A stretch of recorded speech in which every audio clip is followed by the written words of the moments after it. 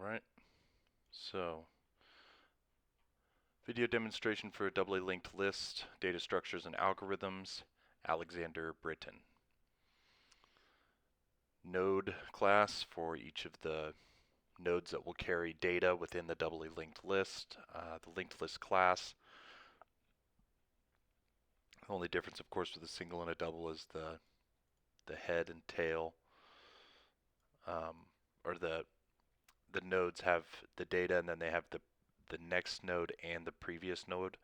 A pointer saved to each of those at every single node. This just initializes the head and the tail. The add function just adds a new node to the end of the list, so it finds the place where the next node is none and adds that to that point, has that point to the new node, and sets the next attribute of the new node to none, making it the end of the list. Remove sets changes the current pointer. That's what the pointer is. The current one points at whatever node is being indicated.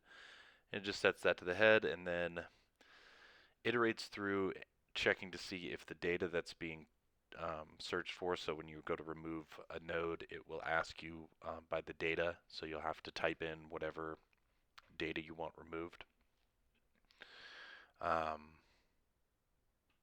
If it's the head node, update that.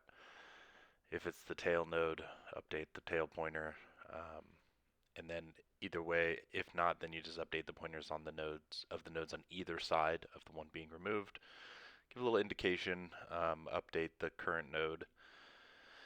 And if none of that works, then you just say that node, or a node with that data was not found. Then you have find, so you can just check the list to see if what you typed in exists within it. Display just iterates through the entire list,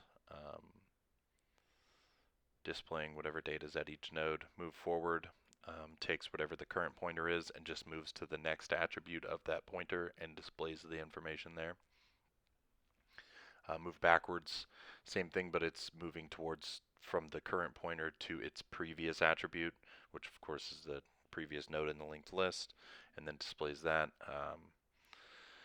Didn't want to operate through the menu to put all these into the linked list, or else it would just be it would be really boring and just really inefficient. So I kind of preloaded it with a bunch of websites.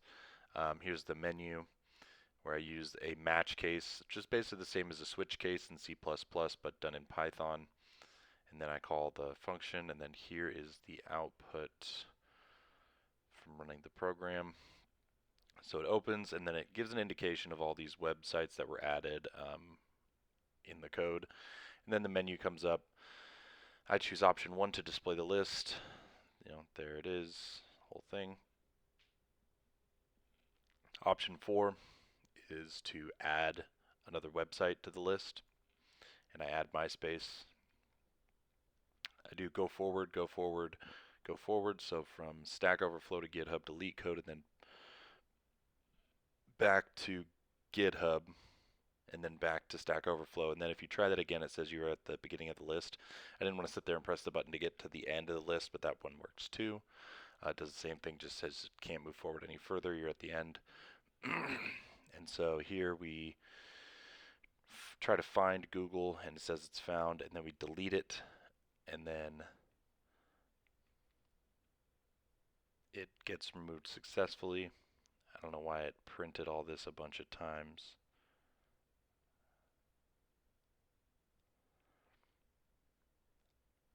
Weird.